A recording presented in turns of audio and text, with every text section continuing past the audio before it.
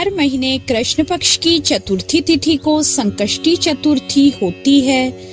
अभी मार्गशीर्ष का महीना चल रहा है, जिसमें कृष्ण पक्ष की चतुर्थी तिथि गणाधिप संकष्टी चतुर्थी कहलाती है।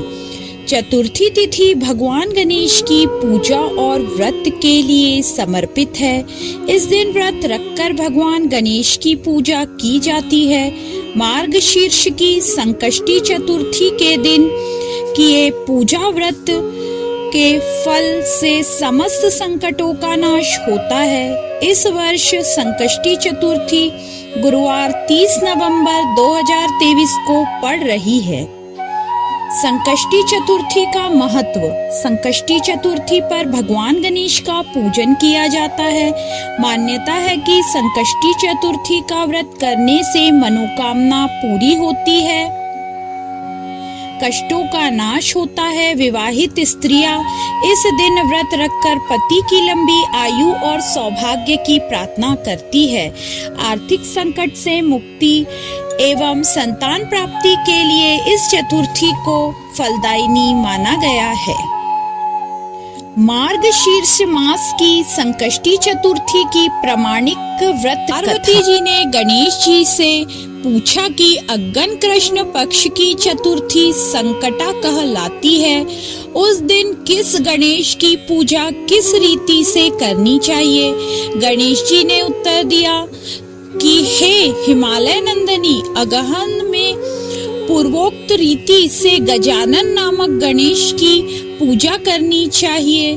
पूजन के बाद अर्घ देना चाहिए। दिन भर व्रत रहकर पूजन के बाद ब्रह्मांड को भोजन कराकर जौ, तिल, चावल, चीनी और घृत का शाकला बनाकर हवन कराए तो वह अपने शत्रुओं को वशीभूत कर सकता है। इस संबंध में हम एक प्राचीन इतिहास सुनाते हैं।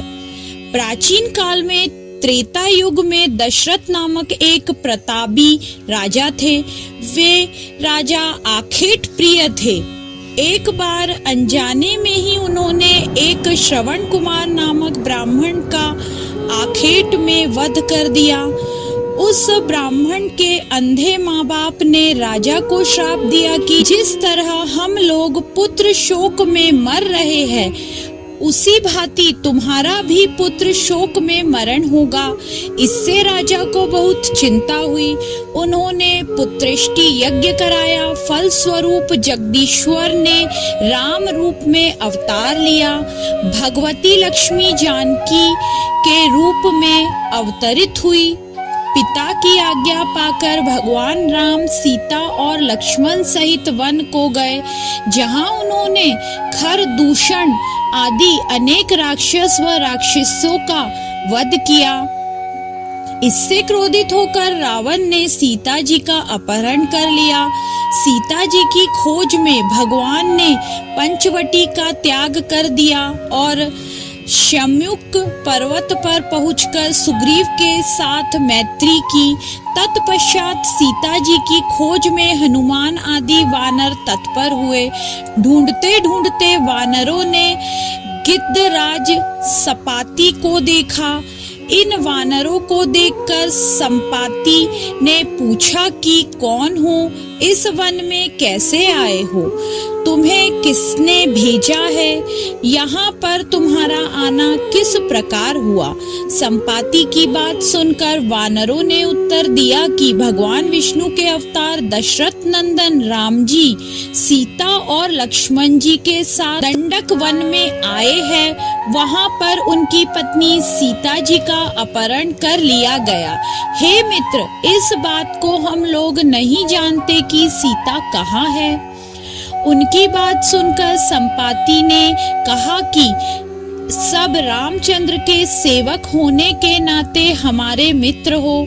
जानकी जी का जिसने हरण किया है वह जिस स्थान पर है वह मुझे मालूम है। सीता जी के लिए मेरा छोटा भाई जटायु अपने प्राण गंवा चुका है। यहाँ से थोड़ी ही दूर पर समुद्र है और समुद्र के उस पार राक्षस नगरी है। वहाँ अशोक के पेड़ के नीचे सीता जी बैठी हुई है। रावण के द्वारा अपहत सीता जी अभी भी मुझे दिखाई दे रही है।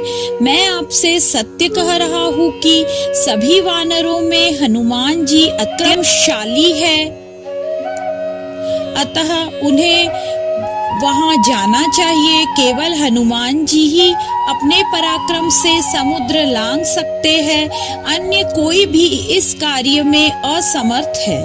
संपाति की बात सुनकर हनुमान जी ने पूछा कि हे संपाति, इस विशाल समुद्र को मैं किस प्रकार पार कर सकता हूँ? जब हमारे सब वानर उस पार जाने में असमर्थ है तो केवल मैं ही कैसे पार जा सकता हूँ? हनुमान जी की बात सुनकर संपाति ने उत्तर दिया, मित्र, आप संकटनाशक गणेश चतुर्थी का व्रत कीजिए। उस व्रत के प्रभाव से आप समुद्र को क्षण भर में पार कर लेंगे। संपाति के आदेश से संकट चतुर्थी के उत्तम व्रत को हनुमान जी ने किया। हे देवी, इसके प्रभाव से हनुमान जी क्षण भर में समुद्र को लांघ गए। इस लोक में इसके समान सुखदायक कोई दूसरा व्रत नहीं है। श्री कृष्ण जी कहते हैं कि महाराज युधिष्ठिर, आप भी इस व्रत को कीजिए। इस व्रत के प्रभाव से आप क्षण भर में अपने शत्रुओं को जीतकर संपूर्ण राज्य के अधिकारी बनेंगे। भगवान कृष्ण के वचन सुनकर युधिष्ठिर ने गणेश जी का व्रत किया। इस व्रत के प्रभाव से वे अपने शत्रुओं को जीतकर राज्य के अधिकारी बन गए। मार्गशीर्ष मास में गणेश चतुर्थी व्रत पूजन विधि।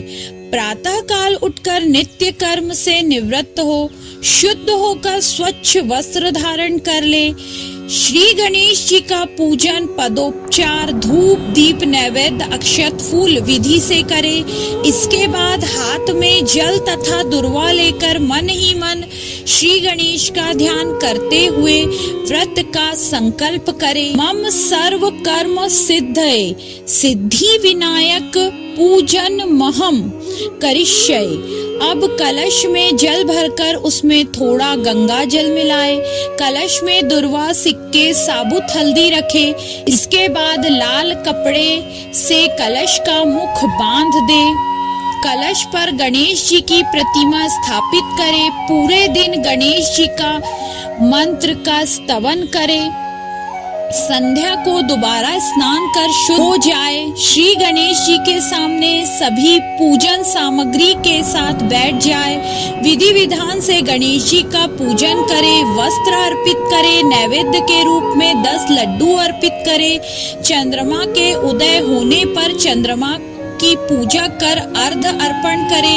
इसके बाद गणेश चतुर्थी की कथा सुनाए। जौ, चावल, चीनी, तिल व घी से हवन करे। तत्पश्चात गणेश जी की आरती करे।